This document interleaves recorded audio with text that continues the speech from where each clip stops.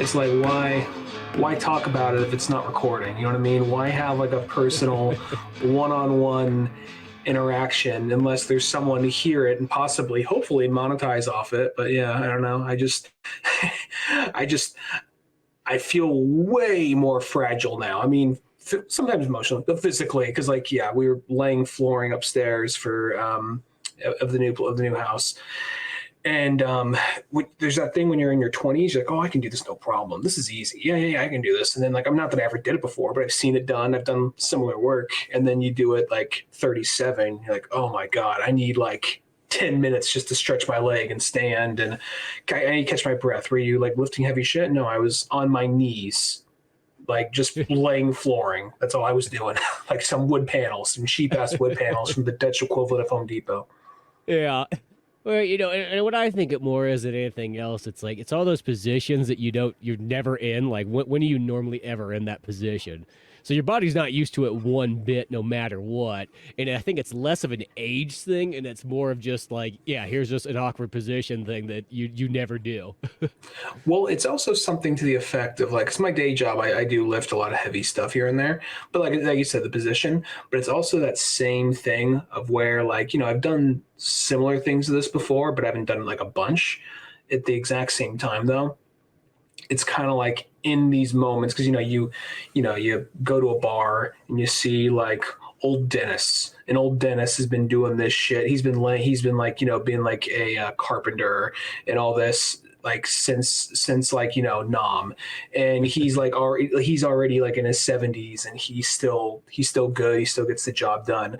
And then you go and like do probably the simplest part of his job, and you're like, oh, my knee, this hurts, the knee pads aren't even helping, I can't do that. And you just suddenly hear every masculine figure of your life like, so you got them soft hands, huh? No dirt on your heels? No, I've done it before. It's just been a little bit. Like, oh yeah, sure, yeah. Go play your Nintendo or your Famicom, whatever the fuck you kids call it.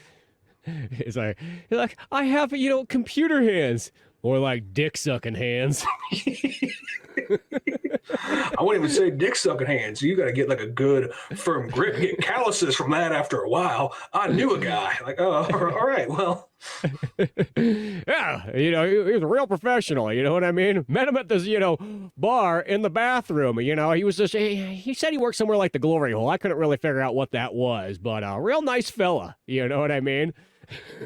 I don't judge their preferences. I just judge their lack of work ethic, and that's why I'm judging you now. Like, well, that's fair. Yeah. Well, you know what I also attribute like having that issue for is this can even come to like working out and so on like that. Is it's that one that say like you're really good at running. You go and you're like, oh man, I'm really good at running. I can run miles, whatever. I can sprint. I can do all this kind of stuff. And then you go swimming, and you never go swimming. But then you're like, fuck it, I've been running all this time. I can go swim. I'll be fine. And next thing you know, you swam out 100 feet, and you're like, it's like, and so many of those things just don't transfer over at all well. Or it's like bicycle riding too. You can be really good once again at the running. Then you go to ride a bicycle, and you feel like you're like, you know, what the hell is wrong with me? I feel retarded on this thing. When I lived in San Francisco, I was, you know, first like probably. Because I was there for like 6.5, 7 years, give or take. Mm-hmm. First 3 or 4 years I was there, I was biking a lot. And after a while, I got like a flat tire.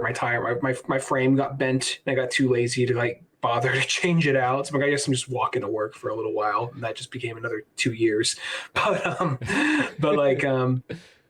But there is a minute though during when I was biking a lot where I actually said, you know what, to get other exercise, maybe I'm going to start going to the local pool. There's a pool right down the road, and if I go between this time and this time, it's actually free. So look, maybe I'll do that.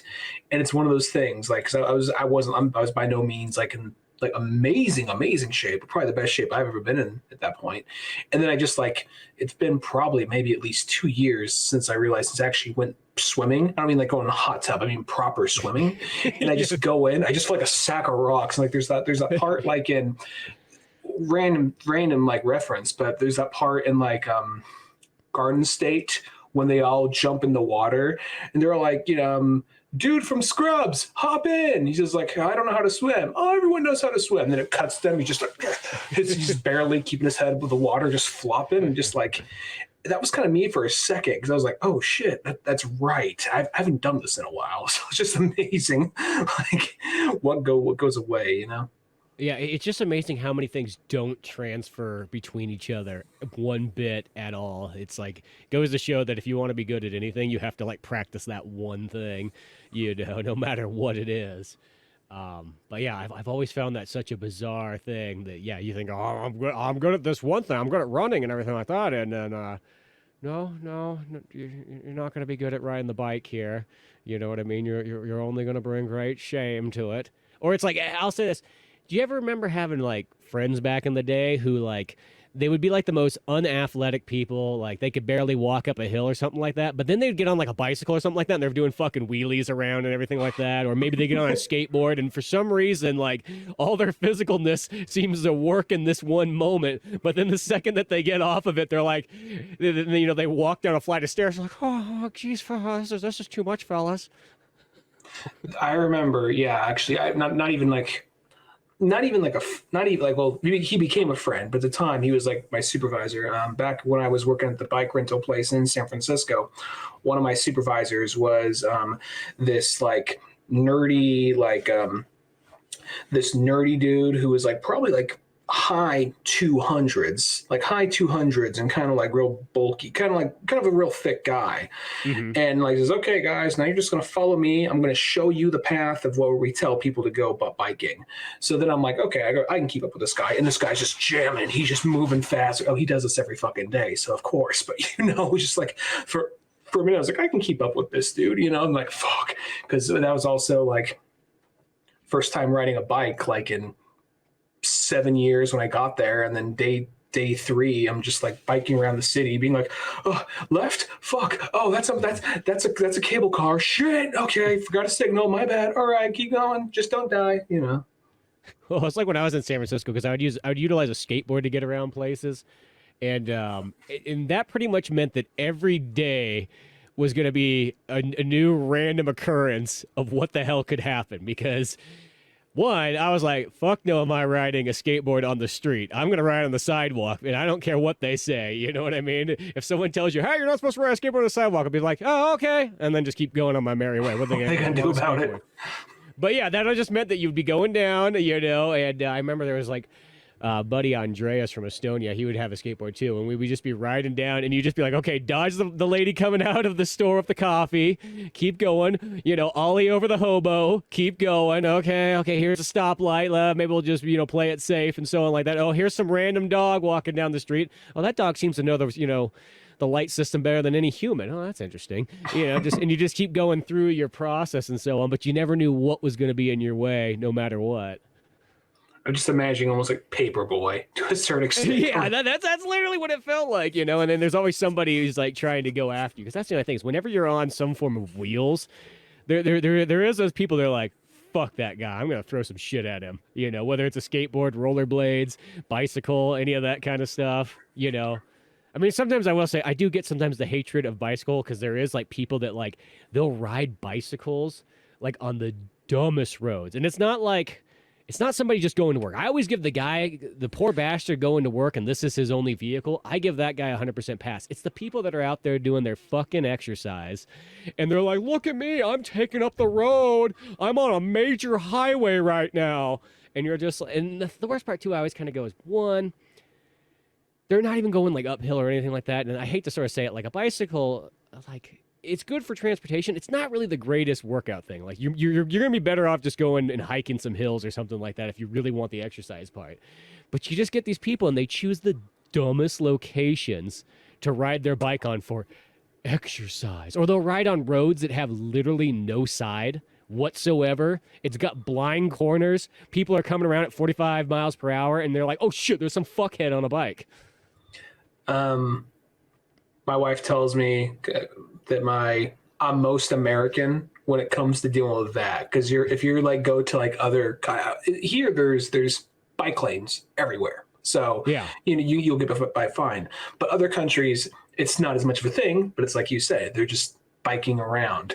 So she says, like, you're your most American when because like we lived in Guerneville for a minute, in a lot of roaming hills areas, a lot of blind corners, and a lot of fucking people, sides. no sides, and a lot of people on like Tuesday, like 2 o'clock in the afternoon, just moseying about around a corner, like a blind ass corner, like fuck, like you're taking this corner, going the speed you're supposed to be going. Maybe you're speeding, but me, I usually just go the speed limit, Yeah. And then there's this guy just slowly moseying around this corner on this fucking bike, going like in the middle of the lane, like God fucking damn it, And then like there's like 3 more blind corners ahead, so you just gotta kind of like mosey behind this guy and wait, So well, they're like deer. Once you see one bicycle rider, you gotta assume that there's gonna be a couple others. Exactly. So it's just like that always, in also going back to San Francisco, that was also like the worst for it, because you would always like, you could be on your way to work like at 6:30 or 7 in the morning, and you get some fuck like on like, some carbon fiber bike that's like that costs more than my rent, and like more than a car. Yeah. And they get all pissed off if you're going too slow, like, oh, I'm sorry, am I in the middle of your work, am I slowing down your workout on my fucking Tuesday on my way to work? Get fucked, Yeah, fuck those guys on those bikes sometimes. I remember one time I was on a bike trail, I remember in Modesto, and I was like, oh man, I'm gonna ride it. I had a mountain bike, so I probably looked very out of fucking place down here. And I remember I was riding my bike as hard as possible. I was like as far up the gear chain as you can go. I was standing up on it, just going, whoa, going to town. And then some guy in his imagining Pantera in his like 96 fucking gears comes by me, just like just like speeding past me, probably twice as fast as I am. Looks like he's putting absolutely no effort into it. And you're like, fuck you and your magical $10,000 bike. Toodles. It just keeps going. Does like goes off a ramp, has like the Mario Kart paraglider thing just away. Yeah. Like, oh, he just flies away. Look at that. Those are on the market now. All right, cool. Yeah, but yeah, bikes on the. See, the thing about that too is when I see, like, every once in a while, there's that moment you get where you're like, what would be kind of cool if you got on a bicycle and you just sort of traveled to somewhere, something like that. But then all I think about is all the assholes on the side of the road riding their bike, getting in the way of actual vehicles, And then I go, oh, I never want to be that guy, though. That's the thing. I don't want to be that guy at the end of the day that a car drives by and goes, look at that fuckhead. There are some. I remember. It depends where you're at. Like I'll say in San Francisco, there are those streets where it's not good, where just don't bike there. It's not really worth it, because, but you could like figure it out, because if you knew where to go and the path to get there, it's all right. But I remember one time I just had like this.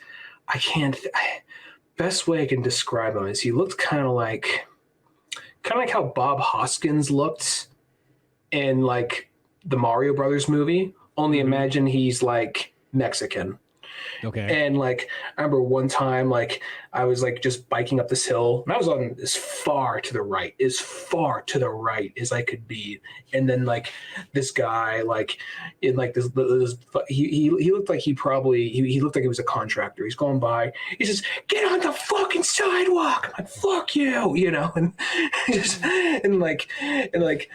maybe I shouldn't have said that, because I was in a bike and he was in a fucking car. So if he was having a bad day, but the idea is like, you're taking up fucking road. It was a pretty wide road, and then I just immediately like, I ain't doing this. I just immediately turned right. And I like to say the stories like, that's where I flipped this guy off, and he said, oh, he got in a car crash and he died. No, it wasn't that. That's as far as it went.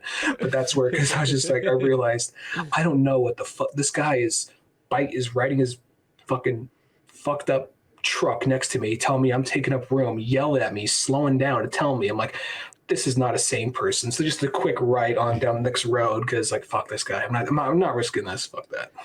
Well, once that animosity has built up over time of hatred towards bicycle riders, believe me, because I've met those kind of people before, and like they will go on a tirade of how much they hate bike. Like, I don't get me wrong, I generally have a problem with a lot of bicycle riders that choose dumb locations. That's the thing I always think of. It's like, go to a fucking neighborhood if you want to ride around. It's the people on the goddamn highway I just can't stand, and you see so many of them that always do that. But like those people there's those people they're like, they're 2 steps away from like, I can't wait to fucking one day just run one of those fuckers over. Oh, I'm going to enjoy it. And then I'm going to back over him and then go over it a couple more times. You know what I mean? And no one's going to find He's like jerking off thinking about this.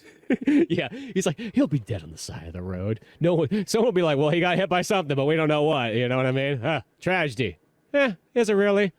For all I know. It's one less of them, in some countries, they put out a hunting license for these kind of things. Once their overpopulation grows too large, they got to take them down. You call it a tragedy, I call it a speed bump. What do you do? Yeah.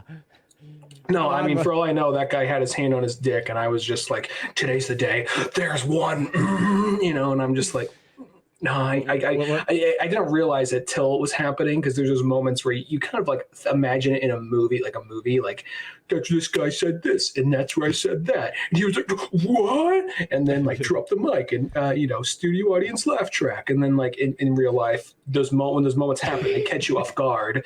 So it's just like, hey, fuck you. Fuck you, go fuck yourself. You don't come out like as nearly as eloquent as you imagine they will. He's like, I'm going this way, but so. Yeah. It's like your writer's brain kicks in once it's 5 minutes too late.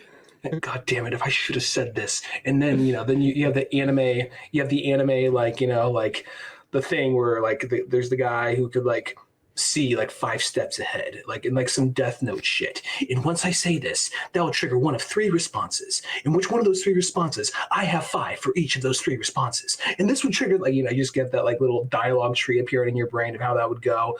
And then but then you think back of what really happened, and you're just like, no, it just ends with you like like there's that like very random pool, but there's that like Ego Raptor cartoon, the Pokemon thing, the first Pokemon one. And the thing I think is so funny about that is when Pikachu's yelling at Venusaur, it's like, fuck you, you fucking plant. He's so mad he can't even put a proper, like there's nothing clever. It's just he's so pissed off. He's like, you fuck, what do you even do? You can't even like get a fucking insult out. Yeah, no, that is 100% the moment. I don't know why that even just reminded me of. It reminds me of like when being in San Francisco back in the day, and then I remember there was like sound way more athletic than we are. Well, at least more than I am. But yeah, go ahead. Sorry. There was this hobo who full on. It was me and this girl Danielle were walking the class or something like that. We were in the business district. That's all I remember at that point. And there was this hobo that comes out of nowhere doing like a flying missile drop kick, like he's in the fucking WWF or something like that. And so Kimmy Screwdriver.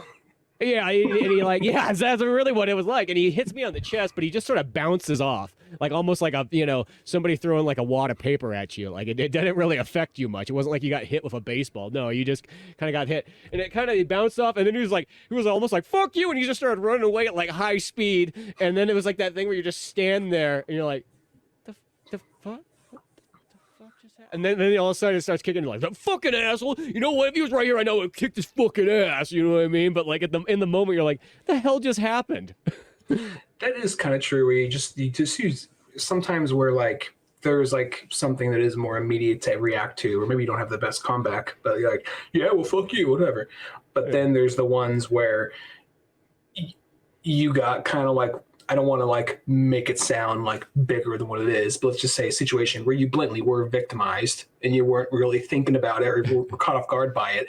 By the time it clicks in your head, like, wait, he just, to me, oh, that motherfucker, So like, I kind of had like, and I'm not, by no means, I'm not like, I'm by no means being kind of like, I need to speak to HR, or I need to speak to like, I feel like I've been like something. I was shoved up against the wall, and the man grabbed me by the balls and said, "You're gonna know your place here, boy."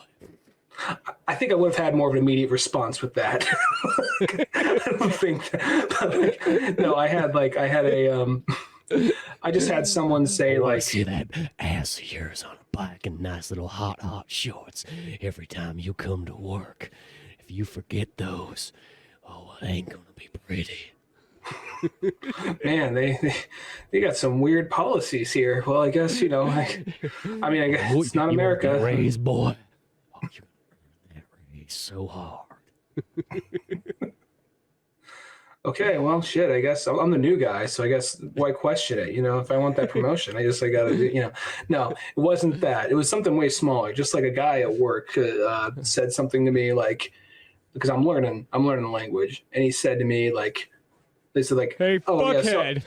No. I'm learning the language, but like I was just like, he said something to me in Dutch. I'm like, oh, sorry, ik spreek Engels. Ik spreek beetje Nederlands, which means you could probably narrow down what that says. And then he's like, he leans in. He says, like, ik speak beetje Nederlands.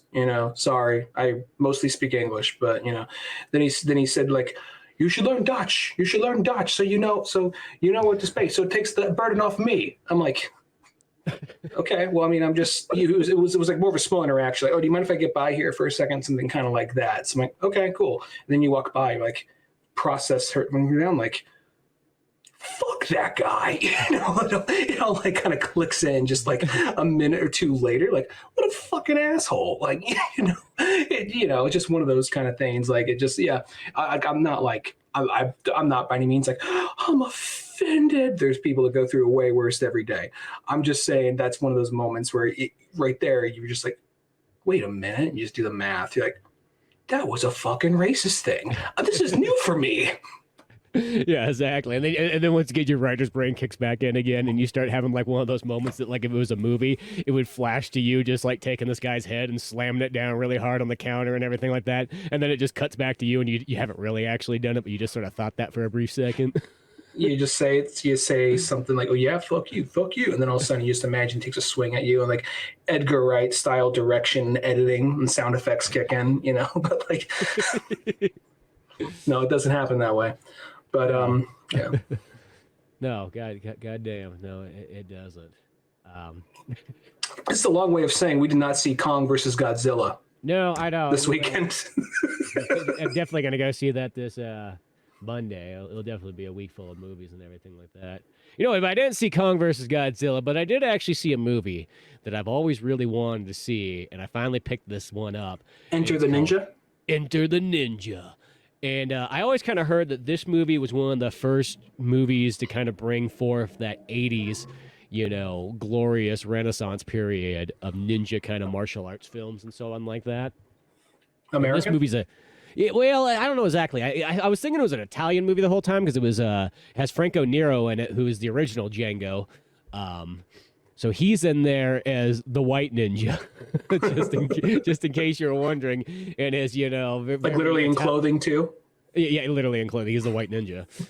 He's not just because he's Italian, and he's a very white Italian. He doesn't really, like, at first glance, you don't think of Franco Nero as like full Italian, but it's a canon movie in what it is. So it's the canon's kind of like foray into the kung fu ninja experience. And overall, I finished watching it. It was a solid, badass action movie. The only thing, though, is I feel like you're a little bit hoodwinked with the ninja-ness, because it starts off with this badass ninja scene where there's all these ninjas and they're fucking running through the woods, swinging on trees, jumping, doing flips and all kinds of ninja shit, and one guy's chasing another, and it eventually gets to the point where they fight each other off. One guy gets like his throat slit, a couple shurikens are thrown, like people are dying left and right. It's like totally badass.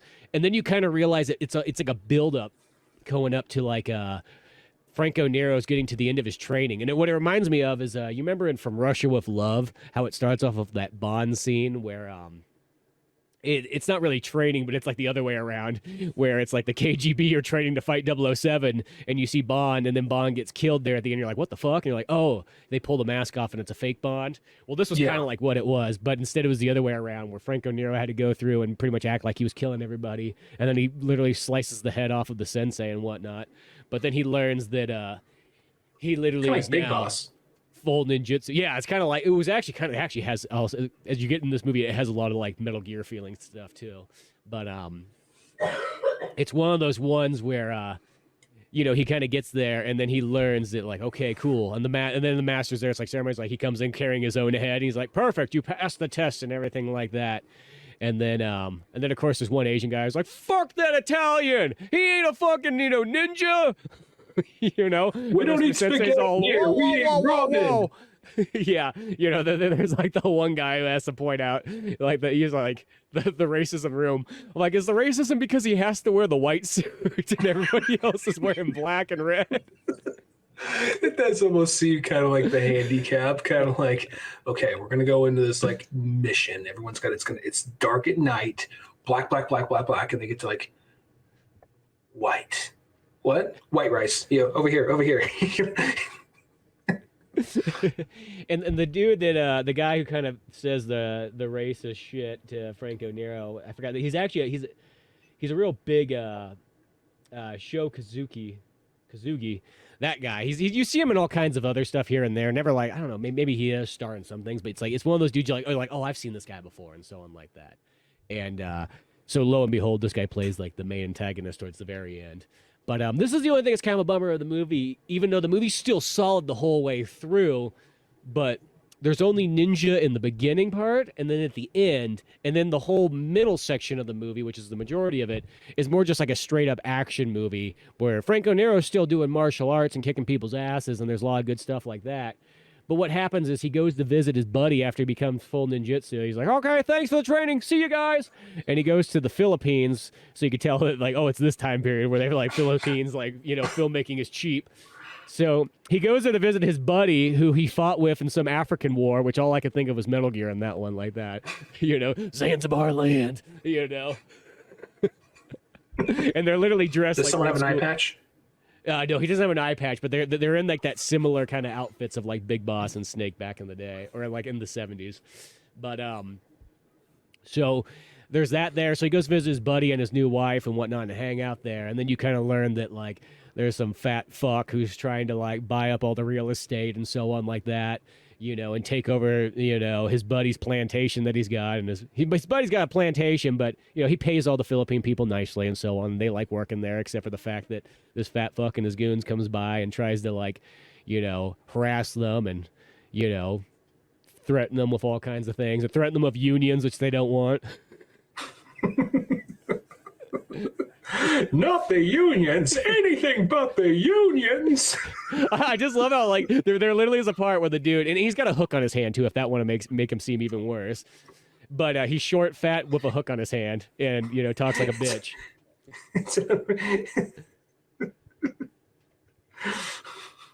But I just love. There's literally a scene. This is how you know it's like 1981, where like he did like oh, what does the bad guy threaten him with? Union.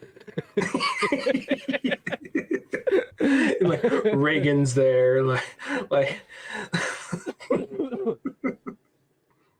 Reagan's there, like, oh, we gotta put a stop to these goddamn unions. Come on now, Nancy. That's not what the Philippines want, And Nancy's all, remember, Mr. Philippines, just say no to unions. Mr. Philippines. So the president has the Filipino president has a name, Mr. Philippines. Like, I just don't correct her. She's confused. She was born in 1905. Believe me, she's progressive for her time. Yeah, it really is. Unless it's drugs, God forbid. She stabbed a kid the other day with her fork because he was smoking. It was just a cigarette, but she thought she didn't even blink. She just like looked him in the eye. She like stabbed him in the shoulder, pulled him fork like closer eye level, like just say no, and then just like grabbed him by the mouth, pulled the fork out, and just chucked him down the stairs. Was this at the White House? No, this was at his house. Yeah. She has this was at the IHOP. Nancy loves her IHOP. Nancy was on the prowl. She had something to do that night. Oh, she did. But yeah, so you got this kind of conflict going on, and of course Franco Nero's there as this ninja, which nobody expected to happen, so he can just whoop everybody's ass. And he's Franco Nero. He's fucking Django. So. You don't deny how badass this guy is. And he's got a fucking 80s mustache going, like he's looking like fucking Chuck Norris and shit. But it's one of those ones you realize that there's some other bigwig who really is in charge of all this stuff, and he's just class. He's got like that look of like where he's sort of like hippie looking, but he's really just kind of an asshole. He just wants everything, and he's down here in the Philippines just buying up all kinds of real estate for God knows what. It never really says what he's buying up for. He just needs this. He just really needs does. this. No, it doesn't, and it doesn't really matter. That's not what you're here for. The one time I think we did get like what they wanted was actually to go back to last week's show. The original Roadhouse is like condos, a shopping mall, something to bring this town glory. Yeah. yeah. This is exactly kind of like what it is, and so on like that. And as it goes on, this guy gets to the point where he's like, by all means, he's like, well, you know what? If that's a ninja we're fighting, and he always refers to like Franco Nero, he's like, ninja, where you at, ninja? Like he just learned this fucking new word, this like word of the day, so he's gonna use it all day long. And he's like, well, I need a fucking ninja. He's like, go get me a ninja. Where are they at? He's like, well, I have to go to Japan. Well, I don't see you fucking leaving on a plane already. Get your ass to Japan and get me one of those fucking ninjas. And it's funny because the dude is like the second in command. He goes there and he's like, this is the most bizarre. He's at like a talent agency. He's like, hey, get me a ninja. The guy's like, oh, I got the best one. This guy's good at acrobats. He can ride a horse. He's like, no, I don't want a fucking actor. I want a ninja. He's like, don't you have connections? You're Japanese. I thought this was like, every third person was a ninja here. Just the layers of that, of like, go to a talent agency. I need a ninja. And just like the idea, like they got a Rolodex of ninjas. Like let me get the, oops, sorry. No, that is samurai. That is cowboy. Ninjas. Here we go. And then let's see, here's some 8x10s. And then the idea of like, oh, I got plenty of actor ninjas right here. Like, no, I don't know. Just the idea of like, I would like it if just like, or like the guy was Japanese, like, you're Japanese, clearly you must know a ninja. Actually, you know what? Skip the ninja. Do you know a Gundam pilot? Let's go with that. Yeah. We can get this done a lot quicker. Well, it's funny because then what happens is like the talent agency guy, he takes him to like, he's like, I know a guy, and they go there and they go to literally the same ninja school that was in the beginning of the movie, which makes it feel like there was only one ninja school in all of Japan. Like, I know this shit too. Fuck. I already know these guys. God damn it. And then they got the guy sitting there, the talent agent guy, and then the second in command who's there. He's like, and the master looks at him. He's like, so what's your problem? He's like, oh, well, we have this little village and we're just having this problem with ruffians. And we just need someone to kind of come help out. He's like, I got you just the boy. And then so like this, show comes out and he does his fucking ninja like talents, and it's funny because he's got these like two sides on the wall, so it almost has this thing like almost like a kid doing like show and tell. And so he comes out of the door, he's swinging the nunchuckers around and everything like that, and then he slides to the side real quick and then comes back and he's got the size and he's spinning them around, and then he like goes back out like, wait, Dad, I got a couple more. Pulls out the bow staff, starts swinging it around. The talent agent guy's like slapping the other guy on the leg like, huh, come on, I found you the right one, right? I like the idea of like they start a boombox. Okay, so track. He's like, look at the guy like just off, like track three. Like, oh, I fucked it up. Start over. Just go with it. Just roll with it, man. Improv. Shit. He's like, I gotta catch up. So, so he gets himself a ninja, and then, Show comes in and he assassinates the buddy of the movie and so on like that, which brings back, a nice slow zoom in to Franco Nero as he remembers Africa and the war. And him and his buddy, having a good time and just looking at each other afterwards like, man, what are you going to do afterwards? We just won this thing here. And we just won the Zanzibar land conflict. We just beat Big Boss. He's like, what are you going to do? He's like, well, I'm going to get myself a good woman and a plantation and relax. And then Franco Nero's like, I'm just going to find another war. I know. I was expecting someone like everything was like, well, what are you going to do? Well, I'm going to do this. I'm going to do that. Well, I'm sure you'll find it. And all of a sudden, like some of the machine gun pops out of the water, just like, like, no, like. More what it pans back to is it pans back to Franco Nero looking at his buddy with his throat slit laying in his pool, bleeding out. And then so this creates the like, I'm going on my fucking revenge. I'm gonna go kill everybody because I'm Franco Nero, and nothing's gonna stop me. And he goes, and this is when the ninja stuff finally tagline. starts coming back in after like an hour and 20 minutes of no ninja, of all plainclothes ninja action. Let's just say it that way. I'm not gonna lie, I got a little mixed up on the continuity there for a second, so I apologize if I was throwing it off. There might have been a little jumping around and so on, whatnot, but so he comes running through. He goes to that main boss's area and whatnot. He kicks all the asses of all the, guards standing outside around there, snapping necks, stabbing people left and right. And so it's got good violence in it. I will say it does well there. And then, of course, once he finally gets there, the best friend's wife has been captured, of course, and Sho's got her held hostage. And the weird thing is he actually ends up killing the main, like, the guy who's in charge of all this stuff first. But then you kind of realize that Sho doesn't give a fuck. He just pissed off that this white guy fucking took his ninjutsu slot at school. What kind of, like, the sensei's like, dude, what can I say? He just had the better talent show, right? He came prepared. He didn't overly complicate it with like grabbing a different weapon, jumping to the side, and then jumping back. He stuck with one weapon and he knocked it out. It shows me more confidence. Okay, he didn't need to wow me with 3 weapons, and he didn't have to do it to like a cool kids on the block like CD. Okay. It's like Franco got the title of Leonardo and Sho got the title of being Michelangelo, and he was just pissed about this. He's like, I'm not the fucking comic relief. I like in this world of like cutthroat ninjas and like mobsters and like evil unions, they're still just kind of like, it's just the ninjas are all just sitting around like, okay, my character is Leonardo, your character's Donatello, bro, you're Michelangelo, fuck you, I'm not Michelangelo. And when you get like that, like aggressive, everyone's going to be immediately, he's Michelangelo, fuck you guys, I'm not Michelangelo. And he goes off and starts like, only Michelangelo would say that.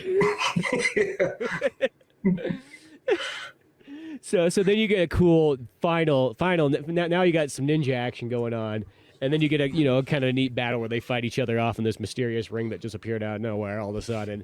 But it's okay because this is where they're gonna face off, And that's the kind of the whole movie. You get a badass action scene there. Franco Nero just goes off with his best friend's wife because somebody's got to take care of her. Someone. And the lady that's in there, I can't pinpoint what her name is, but I know I've seen her in a bunch of stuff. I almost want to say she's the lady in Zombie, but I don't. I'm probably wrong on that one, but I felt like I've seen her in some Italian movies before as well. I need to kind of get back into, I never fell out of film, but sometimes there's that period where like, back when I would go and buy a lot of DVDs and from like the pawn shop and all that and just collect shit, I found myself like looking more for like weird, obscure, whether it be Grindhouse or just like uncommon movies. And I feel like lately, there's a lot of movies I can find easily, but there's a lot of movies that aren't on any streaming services or anything. And I just find myself kind of like, I don't know, I feel kind of like, this is going to sound like, man, we're all like rats in a maze, man. The fat pigs are just making us do whatever they want, man. It's going to sound kind of like that. But I feel like lately I've just been kind of like eating whatever slop they give us. Like, here's this like remake or sequel or IP you like. Come feed up piggies. Just like pouring it out on like streaming or the theaters. And I like, it's the new one. I'll go check it out, And like, you get a couple like, you get some good ones, of course, but like I feel like that's all I've really been watching lately. It's like I need to like go back and start looking into like, because this seems like something we would have done a whole episode on back in the early point of the show.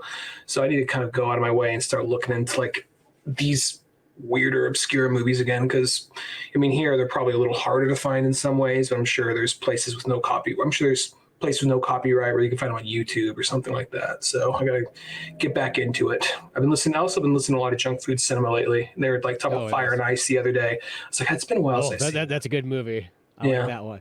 Well, yeah, I'll say this Enter the Ninja. I know I practically told you the whole movie or whatnot like that, but I don't feel like that means that like you totally could go out and watch it and you'd still it'd feel fresh and all that kind of stuff. And it would be a fun one to podcast on at some point. And this is a perfect example. This is one of those movies I've looked at it for like ever. I'm like, I've always kind of wanted to watch it. And it was one of those ones where it's like, okay, $15 on Blu-ray or $15 to buy digital. And that was about the only choice. I'm like, fuck it, I'll just get the Blu-ray and whatnot. You know what I mean?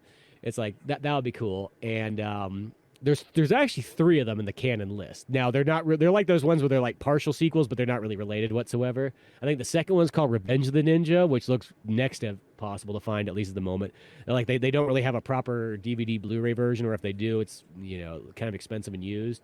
And I couldn't find it streaming at all yet, so maybe I'll find there. And then there's Ninja 3, The Domination, and I do have that one already, but I haven't watched that one yet. I've always wanted to see that film.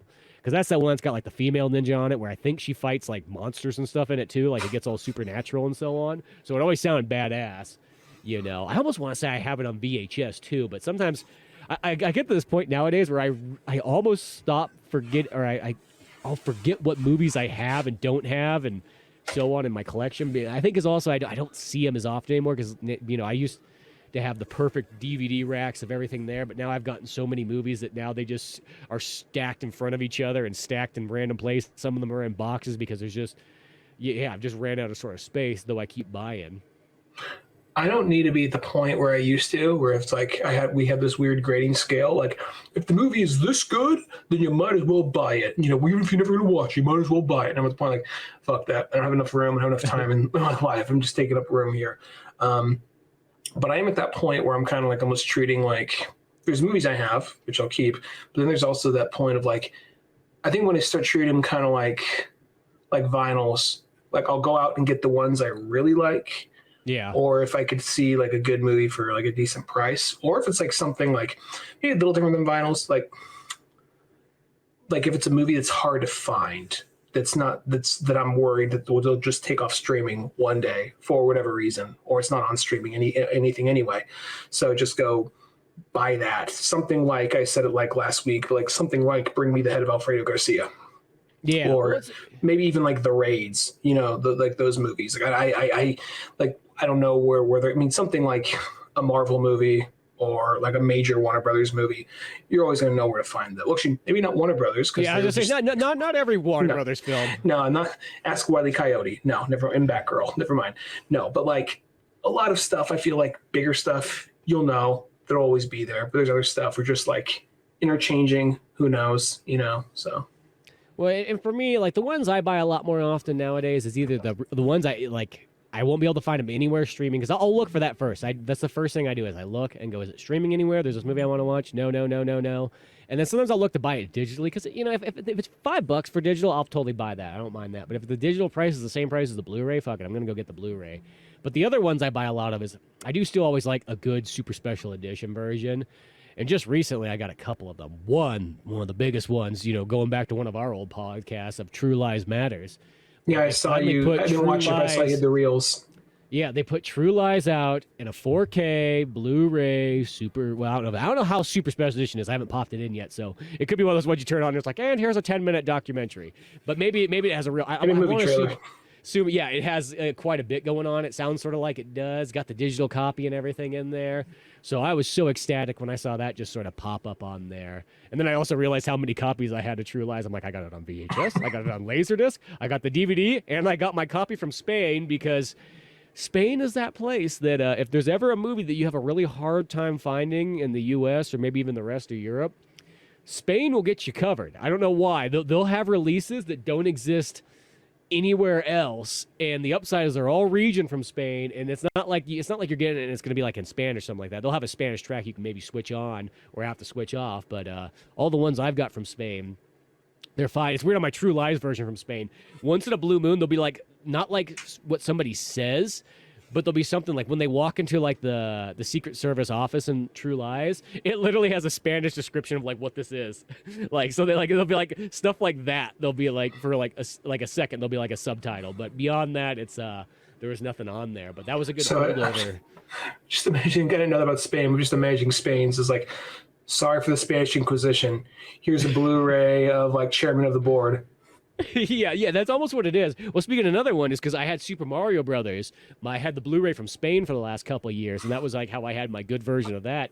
And then just recently, I got the super special edition, like beyond special edition, the 4K Super Mario Brothers release, where it comes with a 4K version. It's got a bunch of special features built into it, like galore. Not only that, it comes with like booklets, like a giant thick book of like behind the scenes and making of and all kinds of cool stuff. It comes with a book that has all the scripts in it too, which I thought was just badass, for the fact that we've read so many of those. Movie posters, like all kinds of stuff. It came from, there's this place called Umbrella Entertainment, which makes it sound like it's Resident Evil, but yeah, but coming at a cost. If we get close to the zombie invasion, but hey, I'll get Mario Brothers on Blu-ray. Yeah, it's a company down in Australia that they put together these really badass special editions of movies. They're not the cheapest. That's the only kind of downfall. So it's like Umbrella. Just is there any other sub names? I probably won't get just Umbrella. Blu-rays. Sure you could probably type that in. Umbrella. I want to say it's entertainment. Maybe it's not entertainment. It might be the second word. But entertainment, because I have to get that the Mario Brother.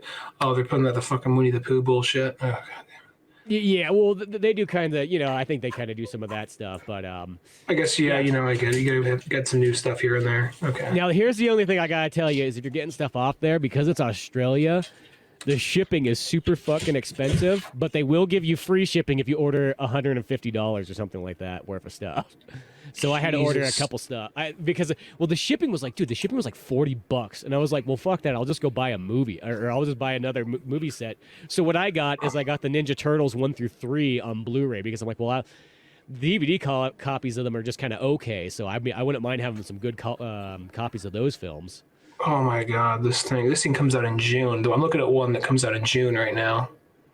Well, they did a thing because the one that I bought sold out because they only made like 2,000 of them or something like that. Uh-huh. So, but then I got an email just the other day that said they made a second one that has all kinds of more stuff in it. Now you can also buy a cheaper version of it too that doesn't come with like the booklets and so on. Oh, $60, I see. The booklets are kind of well worth it. Like they're not just like novel ones. It's like, oh no, these are like they legitimately put some effort into this and so on like that. Like. And that's just one of those ones I'm like, for as much as I love Mario Bros, I'm like, dude, I gotta have that. Like, I thought about it for a second. I'm like, do I want to spend $100 on this set? I'm like, whatever, who cares? I love this illustration. I mean, first off, it's very 90s. It's very fitting of the time. It says, let's thwomp. And Bob Hoskins just like, all right, we ready to fucking brawl. And then John Leguizamo is drawn like he's like, do the monkey with me, or he's like doing some kind of wacky dance. Not the monkey, but that's it's not that. But, yeah, it's not because the monkey's just this, but it's like I get that Johnny Bravo vibe from it. I don't know why. Yeah. As I said, this set it's freaking. I haven't popped it in yet. I feel kind of bad. I watched my Enter the Ninja instead, but I'm like, well, I've seen Mario. You've seen it. Yeah, I always wanted to see Enter the Ninja, but I'm definitely gonna have to pop that in along with True Lies. Check out the special features. I can watch my 4K because I only have a handful of 4K movies, and but mostly on my TVs that I kind of like watch movies on. The ones that are in the comfortable position. Mostly, I like to watch movies in bed. That's my favorite place. Where my 4K TV is more like my video game one that's facing with the computer chair and everything like that. But those are the ones where it's like, okay, I'll use my PlayStation and pop in. I can see the 4K goodness of both those movies on there if I really want to go for it, or I'll just get lazy. Or if I want, I could pop them into my. It's not necessarily 4K, but I could pop it into the VR headset and watch it that way, and it's totally toning up the world. Like you got out of your way to watch a VR headset, just put it on like silence. I am watching my pictures now. Like, not even like it's just kind of like someone walks in the room, just like you're like Matrix out, just laying down, like he's jacked in. You can't take it off. He'll die. So. Well, the laying down part. That's one of the best things of watching movies on there, because I remember that as a kid. I remember me and Cisco would talk about that, be like, dude, Matt, if you could just lay down and just stare at the ceiling and watch a movie. You know what I mean? And back in the day, it was scary. Like the idea. Don't you just hate the effort of sitting and looking straight? But then, back in the old days, all you could picture is like strapping your CRT TV to your ceiling. You're like, this seems like a Mortal Kombat death trap waiting to happen. I'll say that it does seem a little like, don't be wrong, I do see, because I have a friend who had an Oculus and I dabbled, and none of the games were actually I mean, they're like fun tech demos. They didn't feel like real games. You know what I mean? It was just kind of like shake your arms to win, basically. But it was immersive. Yeah. That said, watching a movie that way, I feel would be cool, but I also feel like you get nauseous quickly depending on the movie. I feel like you only do it for so long, but maybe it depends on what kind of movie it is or how you're watching it exactly. But I'm just imagining just like, you know, if Evangelion did not come out like back in 97 or whatever it was, and it came out like around now, Shinji wouldn't tone the world out by listening to his little proto MP3 player or his cassette player. He'd be just his mini disc player. Yeah, his mini disc player. He'd just be sitting there like huddled in a corner in a VR headset, you know? Oh, 100%, you know. And I'll say this, because the movie watching thing, that was the one that, like, I remember when I would talk to people that had a VR headset, like, I'd be like, so how's the movies on there? Because I thought that was the thing I thought about more than anything else. I'm like, I bet you that's amazing to watch films on there. And everybody's like, I never thought about trying that. You're like, the fuck, you never thought about trying that? Like, what have you been doing on that thing? You know what I mean? Like, that Playing porn games? Yeah, right, yeah. Oh, okay. But, no, I kid you not, dude. The movie watching experience on it, you put this on here, and you go, holy fuck.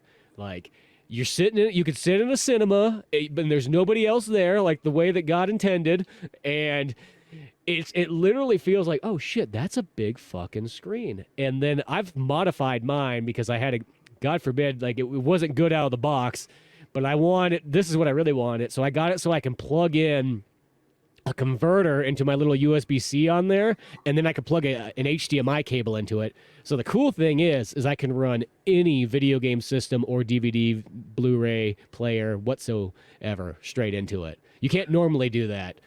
I'm just imagining, just to go back for a second, because I'm guessing when you watch a movie, it's made to look like you're watching it in a movie theater or something kind of like that, right? Yeah, they got some fake kind of like movie theater, like, you know, so you're in the chair, you look around, you can have like an old school movie theater from like the 30s, you could have one that's kind of modern, you know what I mean? If you have friends that have a VR system, I guess they could come there and join you.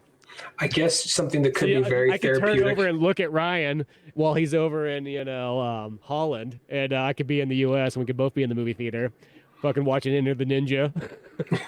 I'll give it a shot. I mean, I'm sure things. I don't keep up with all the trends and all the chat room stuff, so I'm sure something like that's already. I know watch parties are already a thing. So, yeah. Shit. If we get to that point of like, how do we reach out to the kids?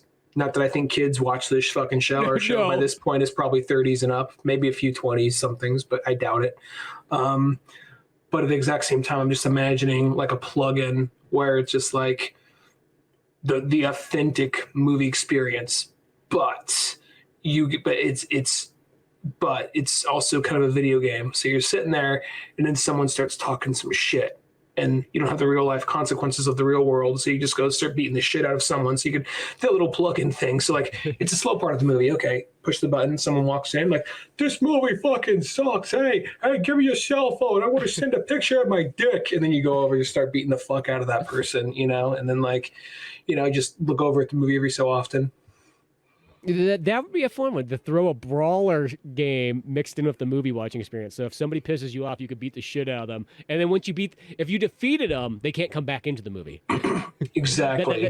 That's how it's got to work. It's one of those ones like you beat the fucking shit out of them. But then they can also defend themselves. So it does give them a fighting chance. Yeah. So you got to make sure you're up to par.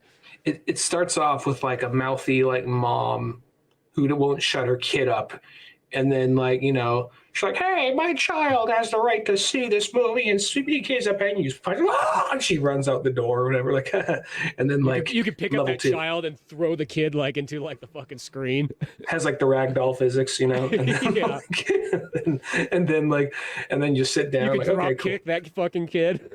Yeah, level 2 happens, and then all of a sudden, like, you know, like, hey, is this the motherfucker that threw my kid across the room, you know? And then like, you knock him out, and then all of a sudden, you know, kind of like a Grand Theft Auto thing, like it progressively gets a little bigger. Yeah, you know, you got like a wanted like stars coming on. You know, by the end, it's kind of like something like, you know, maybe you could even like contrast with the movie you're watching, like thematically somehow. Like it's not blatantly like, oh, if I'm watching like Star Wars, it's not like I'm like actually fighting like Darth Vader, but some guy who's just like, boy, you gotta get home. Like, you can't tell me what to do, Dad. Something kind of like that. It'd be fun too. You could also like recruit other people in the cinema. Like if they like what you're doing, they'll join you, so they'll help you like in the brawl. And then by the end, you realize, what have we become? It's the credits. We missed the whole movie. We were so taken in with the battle, we forgot the beauty of art itself. Maybe when the credits roll, you get to see all the carnage that you did, like just like Metal Gear Solid 3. So it's like the credits are coming down. You see all like the bodies that you've like beat up and mangled and stabbed and whatever the hell you've done. Slammed some popcorn boxes over their head, kicked them in the balls. Like you see that as the credits roll. The thing about, I will say this, I know I've said it before, but the thing about that part in Metal Gear Solid 3, when you're walking down that river of death and you're seeing every person you've killed up to that point, the game's doing this thing where it's stopping, like, look at what you did. Look at what you did. Stop and think about that. Look at what you did. Don't you feel bad? Like, I'm just admiring my work. I killed all these guys. Awesome. That guy's on fire. That guy, apparently, there's a lot of dudes with, like, bleeding nuts. Apparently, I like throat slitting, Well, especially on the original PlayStation version, because this is the thing I felt like it was sort of taken out of like the other ones, but on PS2, because it had the pressure sensitive buttons, you just jam that button down with even more like vengeance. You're like, yeah. You know what I mean? Like, as I said, like once it got to like the Xbox and all the other systems, it's like, oh, it's just a button press. Well, that's not as, I don't feel like the jamming down the button to really like, stab that thing into his throat. And there's also that little shh, shh, shh thing. And I also kind of like, because it's the first time when I played the game, like, I don't know, I don't know. I guess I take the easy way out. So it's just all knives, most of the time in that game. So when like, there's that part when Colonel speaks to like, or whoever it was, the major, whatever his name was, just like, yeah, Snake. He's got the David Bowie. The British guy. Major Tom. Oh, yeah, Major Tom. That's what it was. Major Tom. He's just like, Snake, did you kill any of the Russian operatives? And you pause for a minute, like, I did. I didn't have a choice. Like, I think to myself, I had a choice. I didn't have a choice. And I made the choice I wanted. I will say, it's like sometimes though, it's like when you do go through there and you just kind of, I think once you get like the silencer, like tranquilizer gun, it does make it a little bit faster if you decide to go that route. Because then it's not like shit. Because it's like if you kill everybody, it's like you're there for like 25 fucking minutes. It feels like it's like it's not short. Where if you tranquilize people the whole way through and you just put them to sleep and whatnot, you're like, you go through there and maybe there's like 2 guys that you had to kill, like the bosses or something like that. And you're like, oh, it's kind of nice. Yeah, there we go. Oh, and we're done. Yeah. Well, it's also something like I noticed it's been years since I played that game, but you could just kind of like knock them out, drag them into like into the brush, and you're good, and you just keep going. And then unless they actually walk over the guy, then nothing happens. But like there's that point now, games are so onto it all, and they have to keep on upping the ante one way or the other. So just like they kind of make just Rambo your way through. Yeah, we don't know how else you're going to get out of this. Give them the ability to Rambo through this. Well, if you ever get a moment, you should just grab that set on Switch. It's pretty badass to have them on Nintendo. Like that was the thing. Was when I got there, I'm like, just like so many games. I don't know what it is. Once it gets like on Nintendo and you get that version, you're like, this feels right. This feels like how it should have always been. This Metal Gear Solid 1 should have been an N64 game. You know what I mean? Hopefully the second set is on. Hopefully the second set has Twin Snakes. I doubt it will, but I doubt, because I think that game just like fell into some goofy loophole, like in a sense, or else I felt they would have. I think that's the thing. They probably would have just put Twin Snakes on if they could do that. But I feel like they would have. Yeah. But the second one, well, because that's I kind of thought about the second one. I'm like, okay, well, the second one, the cool thing is it'll have 4 that will actually be on something other than PS3, which is nice. But I'm really thinking about it, I'm like, well, it's going to have that. It's going to have the PSP one. What the fuck's that game called? Probably all the PSP ones. There's like 2 or 3 PSP There's ones. 2 or 3 ones, but there's the Acid. one There's Acid. No. Well, I think that would be cool if it does have Acid, just for collector-wise, just to have all of them, to have Acid, to have Portable Ops, and to have Peace Walker. That's the one. Because Peace Walker is the one that's like the full story one. It's really fucking good, too. I played it on Xbox 360, but it'll have that on there, and then I kind of wonder what else it will have. It's like, will it have maybe it has Metal Gear Solid 5, but obviously that won't be a Switch release. But by this point, it might be on something else other than Switch. But it'd be interesting to see like if they do. I hope the other one they throw on there, because this is the one that I thought they were missing, since they had Metal Gear 1, 2, the MSX ones, of course, but they also had one on NES and Snake's Revenge, which I thought was badass. But they should have put the Game Boy Color one on there, because the Game Boy Color is its own version too, which is really neat. And it's actually a really sweet Metal Gear game that nobody really remembers. Where it's Metal Gear Solid, but it plays like the originals. But it's got its own story. That's the kind of the cool thing about it. Oh, I thought it was Metal Gear Solid 1. No, that's the thing is it literally is like its own, like it's like kind of like another, same, Snake, Mei Ling, Campbell, all that stuff, but it's its own story, which is kind of badass. And it's got elements like of 3 that existed way beforehand, because you can hide in the grass and all kinds of stuff like that. So it's really cool, but it's like, yeah, it's never really had a release beyond Game Boy Color. Maybe they'll be bringing that to the Nintendo Online thing. Who knows? Yeah. Well, it could be that too, but maybe I'm hoping the second collection it'll be part of that. But yeah, no, all that kind of good stuff there. I felt like there was one other thing I was going to mention in there, and I just started to drop. Oh, I think it was movies. We're talking about that and all that kind of stuff.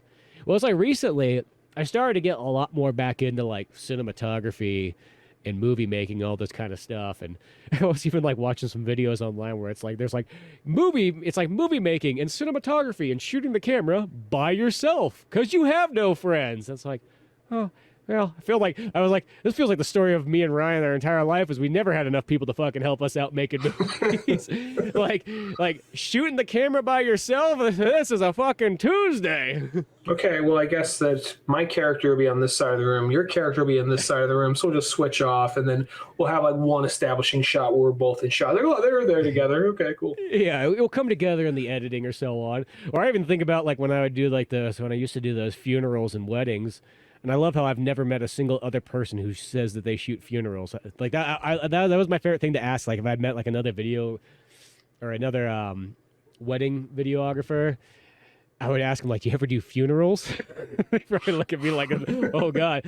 Like, "Oh, the funerals." It's probably harder to find like good pictures for the portfolio. I'm surprised people want to take pictures of the funeral. Now that I'm thinking about it, let's get the scrapbook. Here's when he was first walking. Here's when his first day of school, high school, met the love of his life, marriage, funeral.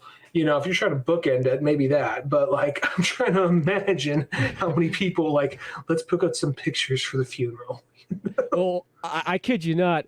I've done a lot of those ones too, where not filming the funeral, but like they want me to make like a montage of like their photos, and put together with the songs they chose, or whatever it is. And the weird part is because I know absolutely nothing about who these people are. All I see is a name, and then I'm looking at these pictures, and I'm trying to place who the person who's dead is as I'm putting this together. And you know what I mean? And you kind of go, I think it's this guy right here. He seems to be appearing in most of the photos, But I'm sitting here watching, like, from beginning to end, like literally like that puzzle out of Resident Evil 1 where you got to, take like he's a lively boy all the way up to like he's an elderly, bitter man who's about ready to die. The circle of life. And like I feel like I'm literally doing that puzzle, but with this family photos and whatnot, and editing them together into like some 10-minute long, with real sad music on there of like, he was a boy and now he's gone.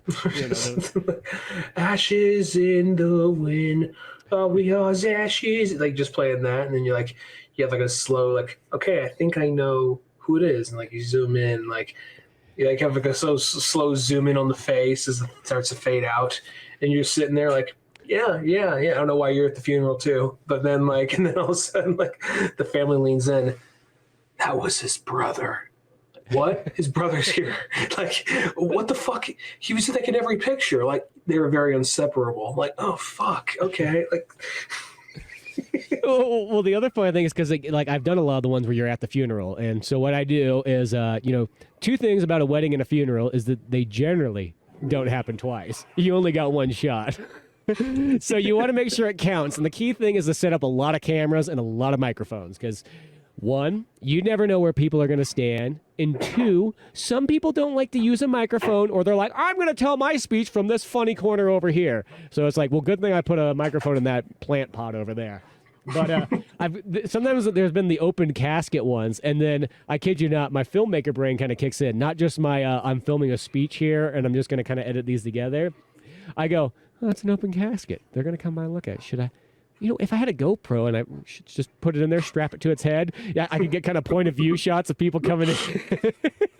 How many people you get coming in and like they give their final respects on their heads. They just like get the GoPro, just like that's get to know what people really thought of this motherfucker. So they get there, you just see him like mouthing, "Fuck you, fuck you. I hope you go to fucking hell, you fucking cocksucker. Fuck you," and just like walk out, and then just like do it, and they cross, and just like bounce on out, So I'm like wondering how much of that.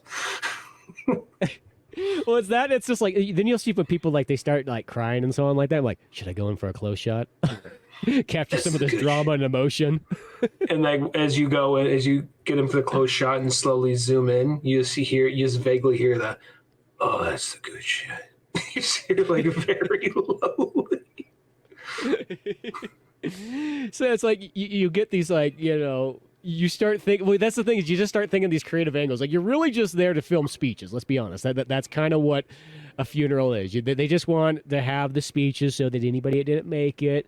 I can't imagine the people there are rewatching this on replay. You know what I mean? But I think it's one of those ones like, oh, well, Aunt Bob and Marsha, didn't make it. So we got to send it out to them. Aunt Bob?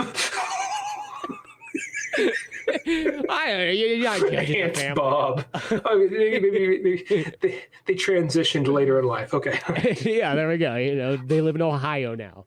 But so they got that and whatnot there, but yeah, that's all you start thinking of is like, what are some cool shots I can kind of get and so on like that, and then you Uncle Margaret. I'm sorry, like just yeah, all these people. It's like the wedding one too, where like then you become like a madman because you set up all these fucking camera angles around. You're running between 5 different cameras because God forbid, gotta make sure that they're all recording, they're all shooting. You know how cameras have a mind of their own. Do you ever get kind of like, "Hey guys, stand over here"? Why? Because you are not going to fuck up my vision. All right. That's why. Do you ever go like auteur director with it? Just like, no, you stop right here. See, there's an X on the fucking ground. You stop at the X. That's the camera. That's the microphone. Body's over there. You got 30 seconds before I cut to someone else. All right. Fucking make this quick. See, you know what? This is the downfall is you have to compete with the photographer. And I don't know why, but yeah. And people treat photographers at weddings especially, but photographers in general, is the high and mighty royalty. It's like almost like this is the hierarchy of the wedding. Like, this is the photographer is like here. For some reason, one, they get paid like 3 times more than everybody else. They do probably 3 times less work than everybody else. You come down, the videographer's here, but they're just sort of like, they're like ghosts that sort of float around. Nobody really questions them too much. They might speak up occasionally and so on like that. But as the videographer, you kind of have to just follow and shadow the photographer because the photographer's always in your fucking way. And not saying that I'm not, some photographers are better than others, and they'll be totally fine. You can work as a pair and a team and so on, but sometimes there's conflicts and so on. And then there's the DJ, which feels like you do more work than probably everybody else here, and you feel like you're the small man on the totem pole. The caterer's probably more like, fuck you, like we have to do even more. So there's probably a little bit of conflict there. But it's funny how it sort of goes in a weird order in sense. But photographer, that might as well be the best, the person right behind best man. Yeah, that's kind of how it is. Like the photographer seems to kind of rule, And as I said, if the photographer and you are like on a total team, like there's some great ones that like it's like, oh yeah, we're like a fucking team and everything like that. But then if they get like the point where like, no, this is my fucking shot, I control the destiny. Don't get that fucking camera out of my way. You know what I mean? Like, and then you're like, oh, it's fucking on now. I won't say his name, and I think I might even have trouble remembering his name. If you remember it, don't say it. But like, there was a guy in Sonora or Tuolumne County who basically was like he was the town photographer, and apparently he got territorial with shit. I know. Did you ever have to work with him? I never technically have, but that guy would cock block a lot of other people. Like, and even photographers in general, they're weird. They're not like you and me. You know what I mean? They're not people per se. You know, I'll say this, there's some that are pure amazing. I'm not saying it's all of them. There's just enough of them that stand out that you go, huh. I've never met a videographer that was ever like that.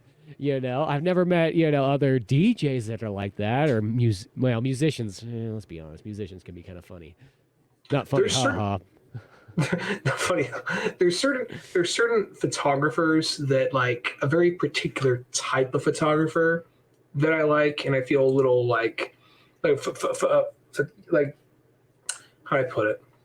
It might just be more a personal thing. I know this person's cool, but the ones that kind of have a little bit more of like, it's going to sound so fucking pretentious. I had this friend she'd been all over the country and she was into photography and she took a lot of interesting photography, but she was also kind of like artsy in a particular way, but she was really varied in the things she liked and the things she did. And she photography wasn't her only gig, but she was a good photographer and she was really cool. And she was a very interesting person. And she like kind of one of those people you think you'd see somewhere like in San Francisco, like bunch of tattoos, couple of piercings, and then just had like 4 gigs constantly, but they always knew everybody and they're super friendly, super cool. And like people that kind of fall in that photography kind of area are cool. But the ones that do annoy me are the ones like the guy who is like a professional photographer and he's like, okay, this is my business and photography is this, photography is that. And it's very like, I hate people who use like, there's people like, they hate people that use digital. They hate people that use like, they're very like biased in that way. They have like the photographer code type shit. Yeah. And they have motherfucker, you're just taking a picture. Come on. Don't be wrong. I'm glad you take a picture.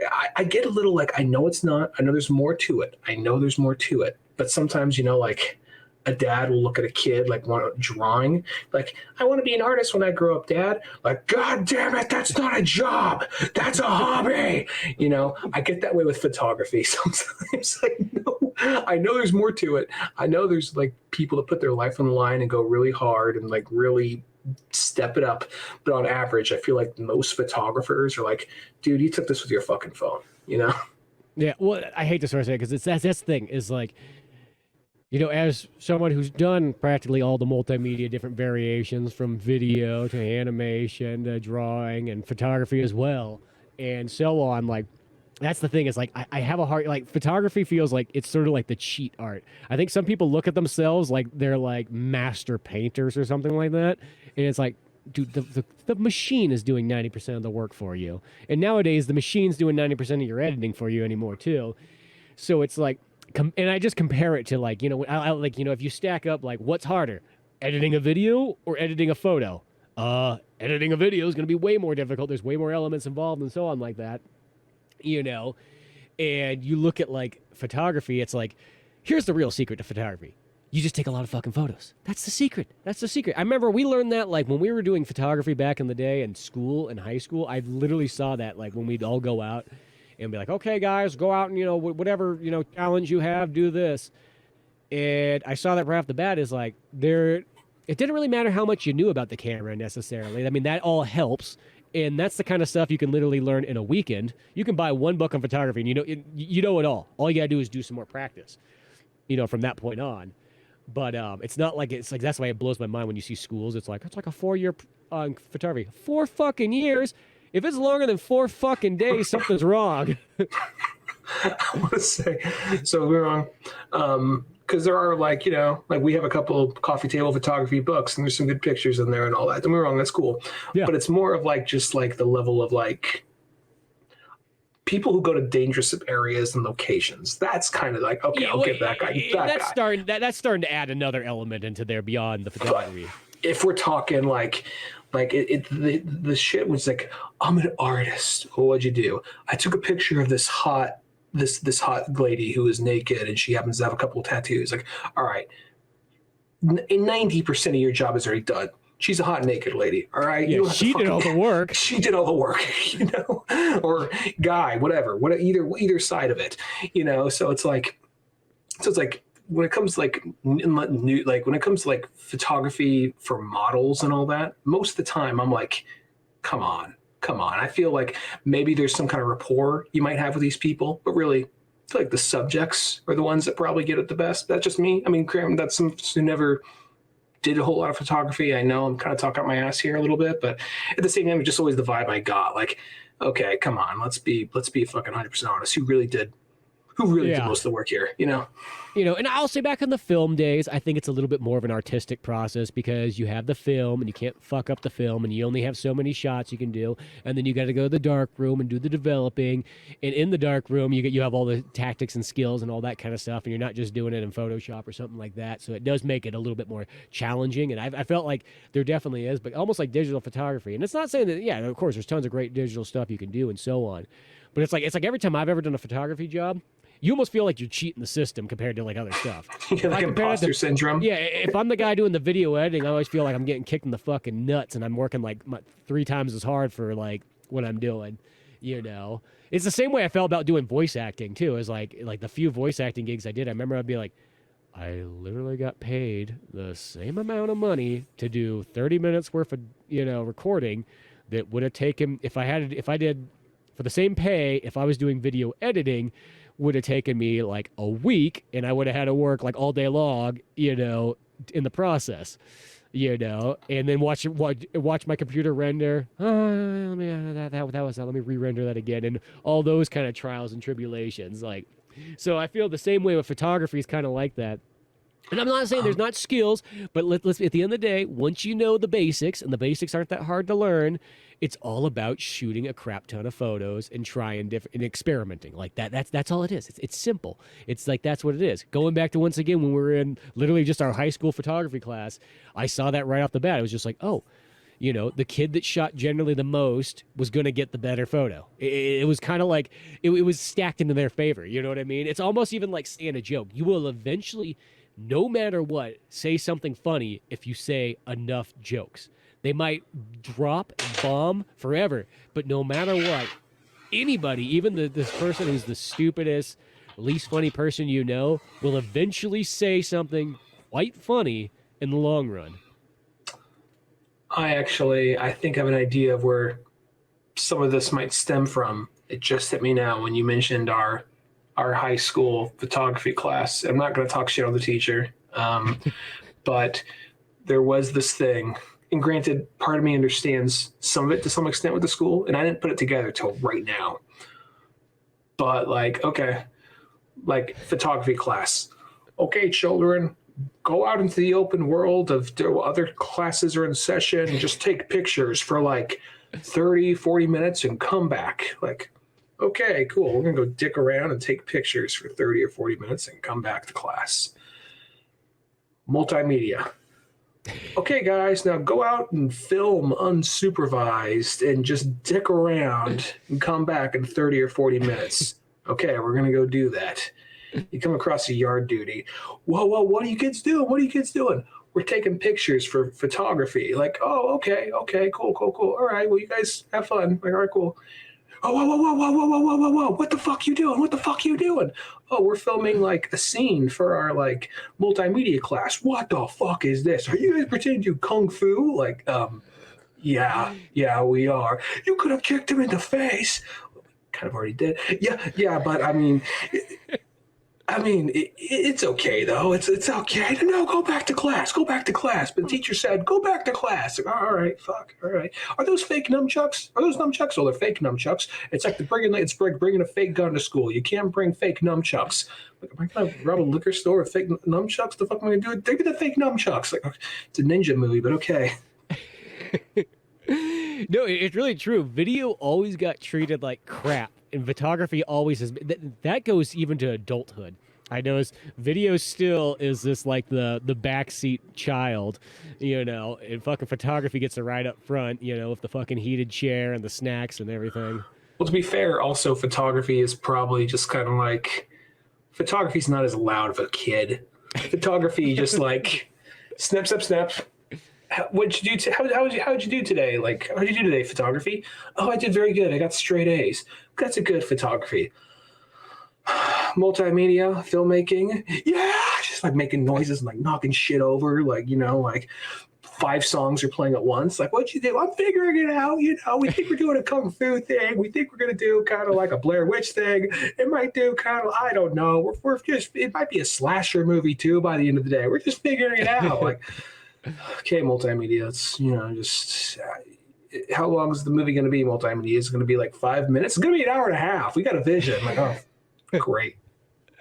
You go into a room to do a shoot, you start tearing it up, you got furniture shoved against the side of the wall, you got tripods everywhere and power cords running on stuff, you know what I mean? The refrigerator starts flicking out because, you've just plugged in way too much. See that? Yeah, there is, the video definitely does have its stuff going against it, you know what I mean? It's funny because, like, nowadays, I start really always comparing, like, I look at, like, when we shot video back in the day, it was almost like the struggle was real. The time was a much different place because these streets. Because God, I've just got a lot of this like random like video equipment that I've sort of just collected in like the last like couple of years just for no fucking reason at all. Sometimes I collect things with this like mindset of like one of these days, gonna get back into it. But it's like I got all these like badass little lights that are like rechargeable. You can kind of clip them anywhere. You can dial them in the exact temperature you want, the exact color, brightness, whatever you kind of want. They can do some kind of neat effects on them and stuff that it might even seem kind of gimmicky, but like, you put like a police siren where it flashes just between red and blue. I'm like, well, dude, you could have like literally put that outside and, by the way you shot it, just make it feel like there's a police officer outside, but you don't have to even have the car. It just looks like the car is outside because you see the lights. And I just see all this stuff. I'm like, God, back in the day, I'm like, you had to get those big old fucking work lights out of like, Lowe's and Home Depot and everything like that. And you had like a 300-watt bulb in there that was practically on fire, like 30 seconds into it turning on. You know what I mean? You like touch that, you'd burn the living daylights out of your hands. As you're filming inside, it's like it's lit up like you're fucking at a construction site. But like you need that because that's how you're gonna dial the camera in. You know what I mean? Especially if you're shooting on film and whatnot. And you go through all those kind of things. I'm like, man, and it's just like there's amazing like just the little technology, or the fact that this is the one that always blows my mind and kind of always bothers me, is that we lived in that time period where like the number one thing you wanted out of your camera, that if you could buy one and get one, was to get a camera that shot in 24 frames. But in the 2000s, a 24-frame camera was about $5,000 and up. No ifs, ands, or buts. No way to have that. And nowadays, any good cell phone shoots at 24 frames, and it's been doing it for like the last 15 years, so it's not like it's the newest thing, but you know what I mean? And I just think about that stuff. I'm like, God, just such a small thing like that. Just like, it's just there. No worries. You're already there, The second best choice was always to have a PAL camera from Europe in the 2000s, because I remember Andreas from Estonia, he had the same Panasonic camera I did. He just happened to have the Estonian version of it, and it looks so much better because it shot in 25 frames instead of our 29 frames of America. I'm just thinking like just seeing all the movie making stuff back in the day, and then just like how like, granted, yeah, all this stuff you bring up is true. But now I'll say, especially me, we always kind of like, and this is like, we went over and above. We went over and above by we overcomplicated it with like, this is going to be a kung fu movie. This one's going to be a zombie movie. This one's going to be like, granted, we probably didn't have like good enough writing or enough life experience to make something that was like, a well written, like word of mouth, like, kind of like, like talkie picture or anything like that. But at the exact same time, that's how you get good. You practice rather than thinking back on it, having a class sit through like a 40-minute movie of you and your friends trying to like do fucking kung fu on each other while fucking like Audio Slave plays like at some point, or one regrettably Shine Down or something like that, So it was 2004. What are you gonna do, Yeah, well, I know. I think about that too with like old movie making and so on like that. It's like that's really you always think more grandeur than you like really need to be, but it's like really the smart person thing would have been to do is to make a lot of fucking like talky sit down pictures and just in a sense work just continuously on your acting and writing and just those things that like, hey, we're at either my house, your house, somebody else's house. We're just going to use the natural environment here. Hell, we might even just use the natural lighting coming in through there. We don't have to get too crazy about this. And we're just going to focus on trying to make a mix match between drama and comedy stuff. And forget about action, forget about kung fu, horror, all these things that are making it more complicated. I know it's hard. It's hard. Yeah, just get real dialed in on the basics and all this kind of stuff instead of just fucking, going ahead of everything. But not saying that they're not all good times and so on like that. But that's how it is. You just get into like epic movie making mode where like you're practically making Lord of the Rings on a high school budget. Well, you think like if I get this thing angled just right and get the lighting just right, we can probably make something as good as Shaun of the Dead. And you're like, no, you can't. No, you won't. Because first off, Shaun of the Dead in more than one way has a lot of life experience behind it, both in the story and in the filmmaking. So no, it's not going to happen. But you can't tell that to like you can, but they won't listen. Yeah. You can't say that to like a 16-year-old and they're like, no, we're different, man. We're going to break the mold. Just what you see, Well, it's funny, just me just kind of getting back into just videography and things like that once again, and just kind of dicking around with myself and shooting stuff and whatnot. And it's one of those ones. It's just fun. Like every once in a while, I have to switch up whatever like artistic thing I'm doing, like or you just sometimes get kind of burnt out, and you just need a new way to kind of challenge yourself and just refresh yourself. And then I start getting to the point where I'm like, oh, well, I got the collection of the Super 8 cameras, like the old Sony Handycams that we had in high school. I have one of those that I got. Yeah, because Cisco gave me, he's like, hey, I have some old cameras. You want them? I'm like, yes. And he had his original camera that we did the Mario files way back in the day. I'm just spouting out movies, but like the original movie that I ever made, I'm like, I want that camera. But that's a mini DV one, which I already have a couple of those. And then he had a Super 8 one in there, the Sony Handycam one, which is I'm more nostalgic for that than almost anything else, because that to me is like, oh shit, this is where we made all the childhood good time movies. So I'm like, oh shit, you can go on Amazon, you can still buy the tapes. They're not as cheap as you would think they are, but they're not bad. It's like you can buy a Sony, you can buy one cassette for like $18. I'm like, nowadays this might be kind of fun, is to shoot some stuff on there, even if you're just doing, talking to the camera type videos, but you're using the old school look of everything like that. Like I always thought, like go 20 years ago back in the day, I always thought it would have been fun to buy a VHS camera from like the 80s, the over-the-shoulder ones, and do that kind of thing too, where you almost utilize that to make videos out of, because it would give you such a neat retro look. Or I've even thought too, is like, even like, okay, instead of using like, a normal webcam like we got here, is jerry rigging up your, old, AV cameras, and using that so that you have that kind of quality look, because it's that weird thing that like, if you think back on the picture, you just think, oh, it's just normal, it's digital back in the day, whatever like that. But like, it's funny how you can look at just video footage, not even film, of like the 2000s, and it looks like it's fucking ancient. Like, what I mean? It looks like it's a world away. I mean, even some, you'll see like a video clip from like 2012, and you're like, holy fuck, like that doesn't just look like it was yesterday anymore. The news anchor in whatever documentary you're watching in 2012 is like this just in, extra, read all about it. It just kind of comes across as that. Oh, most definitely. So it's like I'm almost at that point where I'm like, you know what, this might be kind of 2008 housing crisis strikes again. Yeah, I have I have the technology. I have all like the extra equipment and the mics, and I've all the shit that I've built up over the years, and I got all kinds of nice stands that sometimes I forget that I'll get them at some time, and then it's like, oh yeah, I got that. I gotta put that to use somewhere. I know. I was just saying that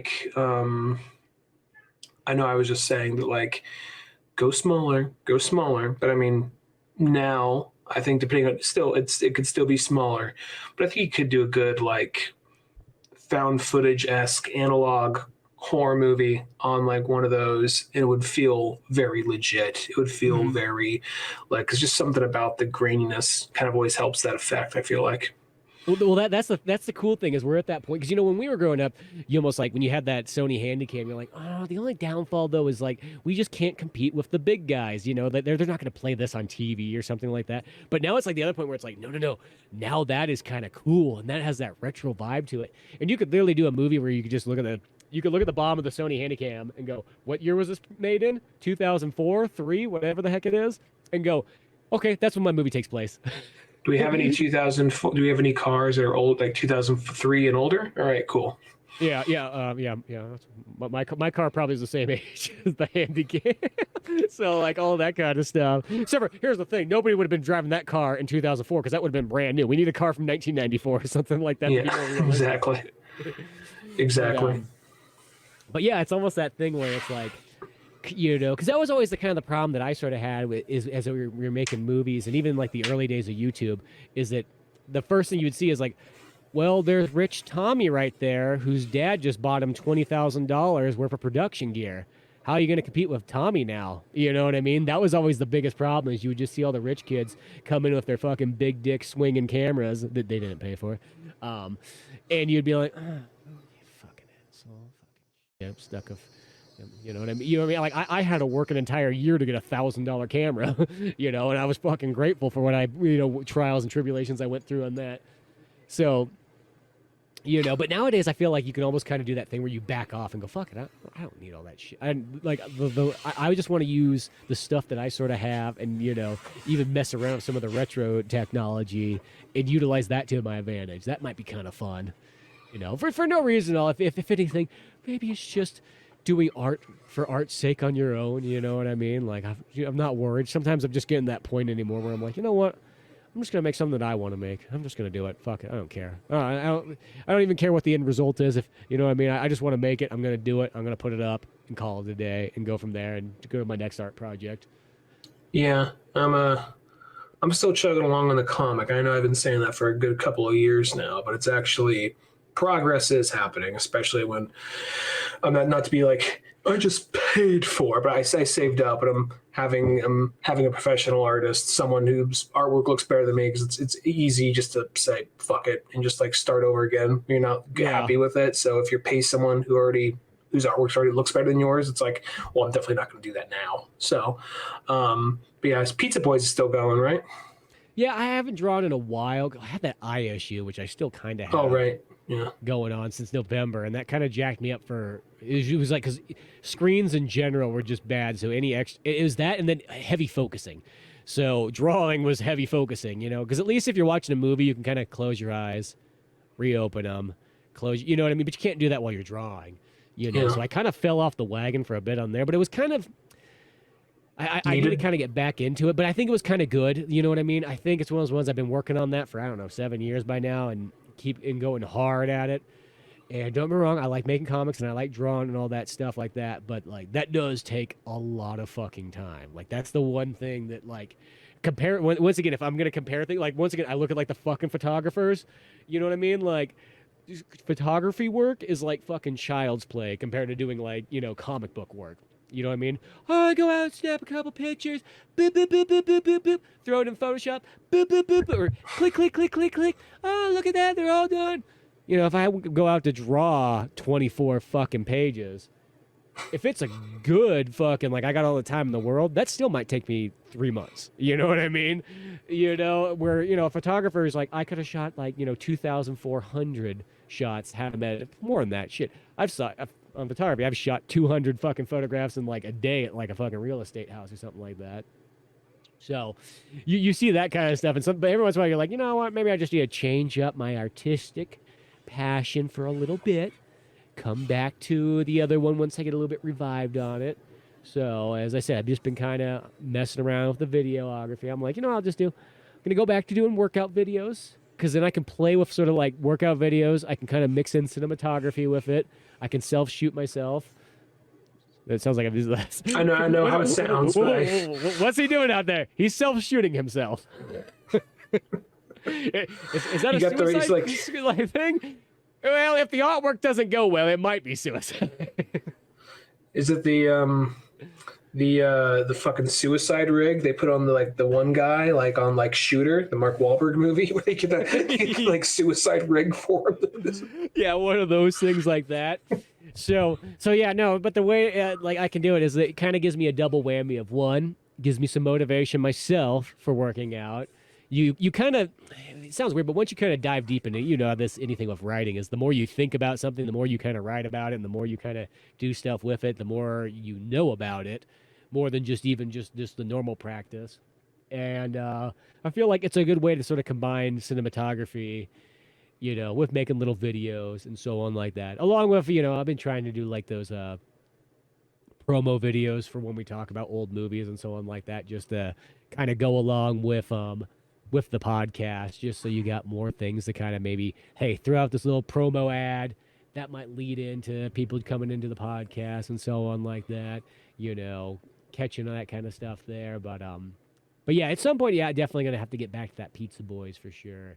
But I just have to take a little bit of a break. The upside is I've been doing a lot of writing though, and That's good. and at the end of the day, if I have to sum up everything that we've ever done our entire lives in multimedia fashion, at the end of the day, the thing that I like more than anything else is writing. If there's only one thing I can ever do, writing's my favorite part. Like, that's my favorite part of making a movie, favorite part about making a comic book, favorite part about making anything.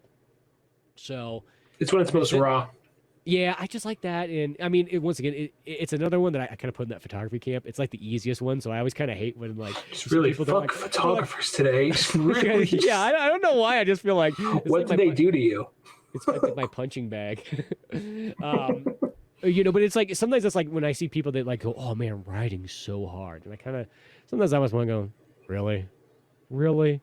Have you not made a movie or drawn a comic book or made an animation?" Like, I hate to sort of say it, but like the writing's the fun, you know, carefree, easy part.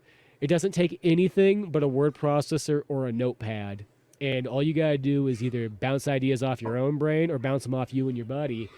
And next thing you know, in a couple weeks, you should have a full script going. And if it takes you longer than a couple weeks, there's some other things going down, you know. I mean, if you're fully working on it, not if you're doing it in the background. Because you hear stuff like, you're like, it'll be like Hollywood people. It's like, I had 6 months to work on it. I'm like, 6 months? And this is your only job? If it was 6 months and you were working a 40+ hour week job, I would get it. You know what I mean? That's okay. You're doing it in the background. But if you're just there fucking bouncing a ball off the wall like you're Steve McQueen in like The Great Escape, and you got 6 months and you're just like dicking around like, well, I'll get around to it. It's only 120 pages. Like, you should have that fucking done. Like, what's the fucking excuse? You are writing. You're not doing anything else. You know what I mean?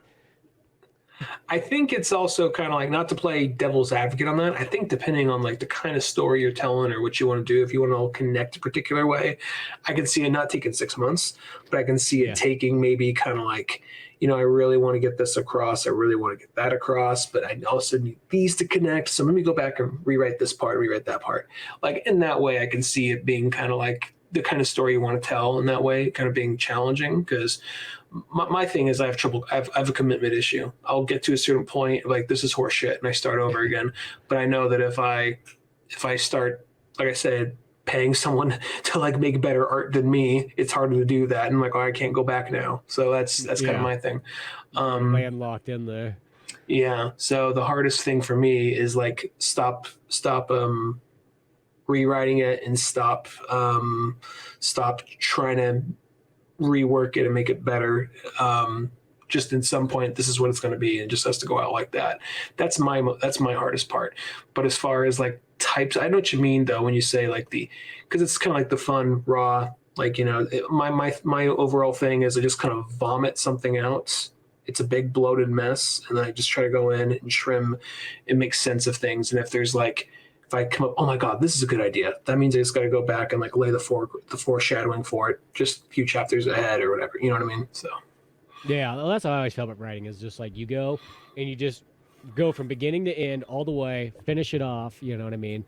You have your notes or whatever that you might have written down beforehand and just go for it. And then I come through and then I just do pass-throughs and I just tighten it up, dial it in, and so on. But as I said, I just feel work-wise, Yeah, writing is just like the fun. Like, I mean, yeah, you might only get like certain pages done a day or something like that, but you should always be making some form of progress. I just compare it to like everything else that like everything else is like legitimate work. I feel compared to like writing. Like the writing's the fun, creative part where you can really do whatever you want.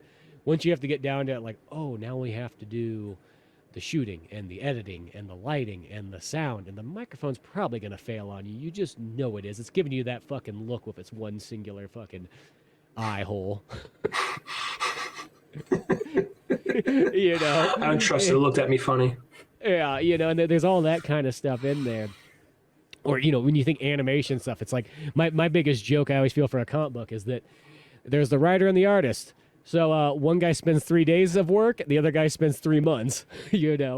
Don't tell me that the writing is the same amount of work as the drawing. Oh, I'm not denying that. I'm not saying yeah. that. I said that as a statement, but some people will tell you though that they like. That's why I always it's kind of goofy when you see a writer's name above an artist's name on a comic book. It's like, come on, I don't even care.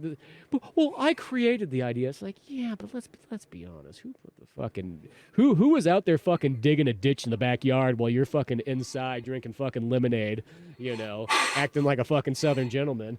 Like a little like fan like this. Yeah, like it is just terribly hot in here in my writer's room. I do not know how I'm gonna get anything done today. Oh, well, at least the boy outside is working quite well on getting my colorful pictures together. If he gets them wrong again, but boy, I have some words to say. I'm a writer after all, so you would expect that I would have words. Boy, how them panels on page 28 coming along? It's not gray tone now, is it? Just looking at it like, well, I see here that you have panels 13 and 15.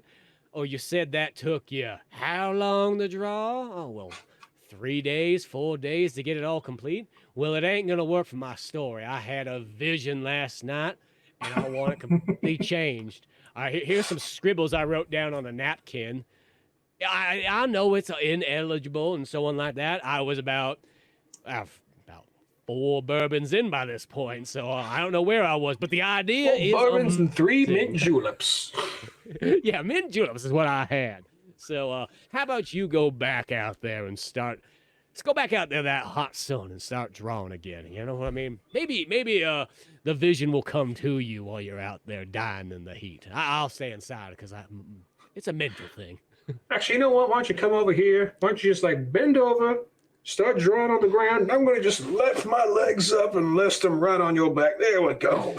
Hey, right there on your backside. I think that'll be most comfortable. It'll let the blood start to flow back into my brain so I can get the creative work going. Oh, the troubles of this world. That's sometimes how I think of like something like that, and that's why I think you should always respect. In my opinion, it comes down to like the old school blue collar thing. I always respect the guy who's working the hardest. It's almost like, in my opinion, like the guy who has the right of way in anything is the blue collar guy who you can tell is putting in the heavy effort. It's like if you're going through like a door and there's some guy carrying a bunch of like heavy duty, whatever he's working on. That guy has the right of way. He's working hard. You know what I mean? I don't care who the hell I don't care if it's the elderly, a woman, or anything. No. The guy who is working, or gal who is working the hardest, I think should be the guy in first. Okay. So what about a photographer that works at a 24-hour photo booth? What about that guy? Hey, you know what? I've worked at photo booth.